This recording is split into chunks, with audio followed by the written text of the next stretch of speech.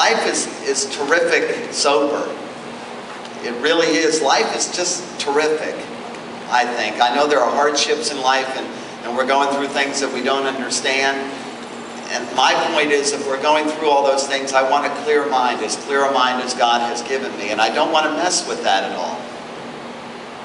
Susan said to me one time that we were taking a nap, and she said, we're going to lie down and take a nap. And about 15 minutes later, I'd taken my nap. And she wanted to have a nap, like an hour, lie down for an hour. Well, I was up in 15 minutes, and she said, Bob, I want you to lie down and rest for a little while. And I said, I've really wasted too much time. I've got things that I want to do. And I think there are a lot of things that you can do, and a lot of things you should do. There's a world out there that needs your service, and the service won't be handed to the world that needs it if you're not anything less than 100%. And alcohol messes around with that. I know that your parents have wine with dinner, or dad will have a beer after golf, or something like that. That's fine for him, for her, but it's not for me. I'm not messing with it anymore because I got too much I need to do. God's presented a whole world out there that needs help, and He's called me to help, and I can't do it if I'm buzzed. It just doesn't work that way. I feel like I didn't miss out on anything. Yeah. In high school, I had an awesome, fun time. College was great. I didn't drink at all. I don't feel like I missed anything. It's not like I regret it. Well, I tell you, I think the last time you guys may have seen me was at the Clemson-Wake Forest game, the rally in the Valley that some of you may have gone to. Well, I'm so glad I was sober for that one, because otherwise I would have cried in my beer over the way Wake Forest played or didn't play. So I just don't have time for it, folks. There's too much to do.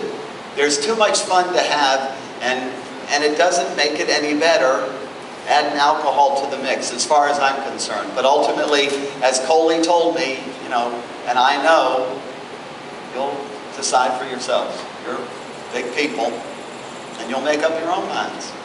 And I won't have any say in that, despite what I've said here now. Go and do what you will do. God's given us all free will. I'm just going to entertain 5 or 6 of these, and is that okay, or all of them? What do you want me to do? Just go and see where it goes. Yeah. Okay, the first one is, how long have you had this job? Big question. On November 28th will be 4 years.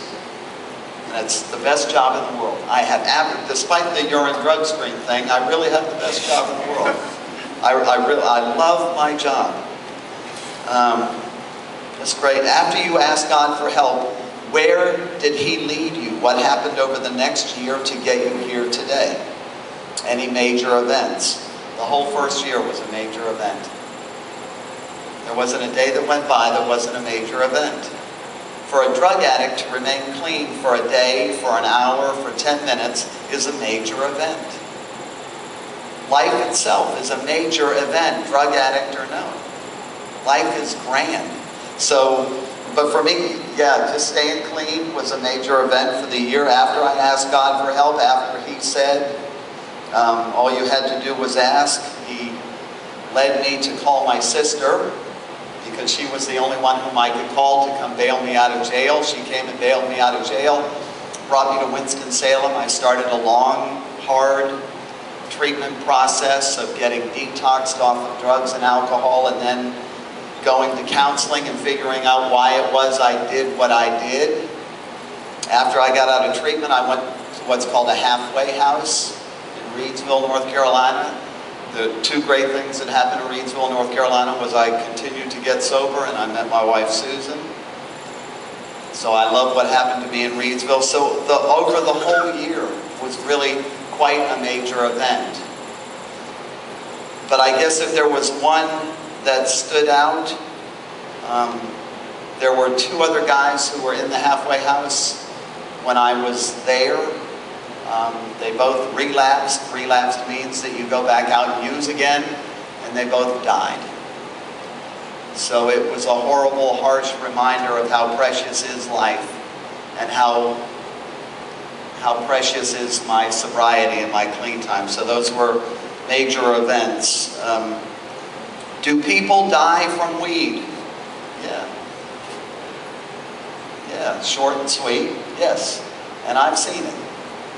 I've lost 6 clients in the 4 years that I've been there, all of whom were addicted to marijuana, all of whom died because of their addiction to marijuana. Now, whether it's medical ramifications of marijuana, whether they were stoned and drove their car into a bridge abutment, it's all because of weed. The next question is, which is worse, weed or alcohol? Why choose? And I don't mean to be flippant about that, but why choose? Both of them have their deadly natures. This is very important. Isn't weed also used as medication? Yes.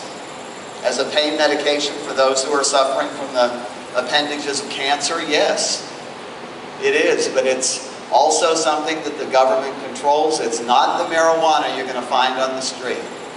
It's not the stuff that's been stepped upon or laced with other drugs like THC, like cocaine, or other drugs that are out there.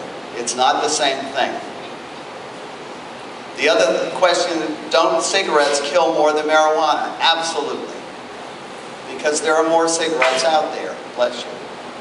It's just that simple. It's a matter of numbers. More people are smoking cigarettes than smoking marijuana. That does not, however, mean that we shouldn't go back to the first question, do people die from weed? The other thing I'd like you to know about, a lot of Lucky Strikes were early cigarettes. Lucky Strikes were this little cigarette about that big, had no filter on it. And they were very harmful. All the crap from tobacco and tar and nicotine all got through because there was no filter on a cigarette. Now, cigarettes are still dastardly and harmful and deadly, but they do have a filter on them for the most part. Marijuana does not. Every piece of tar and nicotine, and tar is in marijuana, will come through directly to your lungs and go directly to your brain cells. There's no filter on marijuana. And indeed, if marijuana is smoked through a bong or through a pipe, all the crap, all the resin from previous smokings, you're smoking all that in too. So yeah, do cigarettes kill more than marijuana? Absolutely, but only because of numbers. How did I get educated? That's a great question too. I started going to AA meetings. I started going to NA meetings. I started to read. But the first thing I had to do was get out of that denial that we talked about earlier. Was I had to recognize that, as Popeye said, I am what I am. It's like working out. You know which exercises are going to work for you because you read about it. You figure out what's working and what's not working, and process of elimination, and you keep at it. The other way I got educated was that as I read God's Word.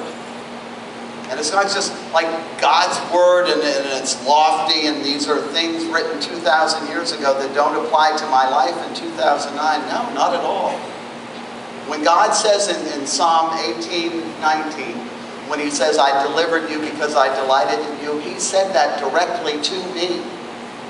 He might as well have said, Bob, I'm delivering you because I'm delighting in you.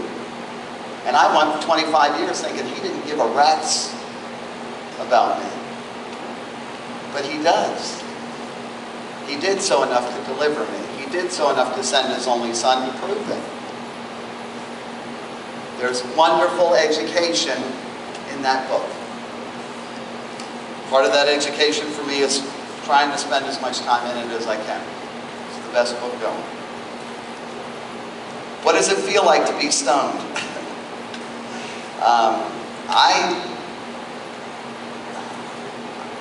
I felt like 5'9". And that's a big deal for somebody who's only 5'4". You know, get buzzed was fun. It really, the first time I got buzzed, it was fun. I'll be honest with you.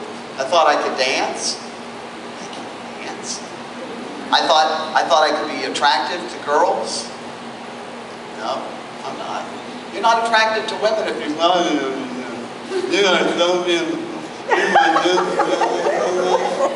How attractive is that? And that's stoned. I'm telling you, that's me. You know, suddenly I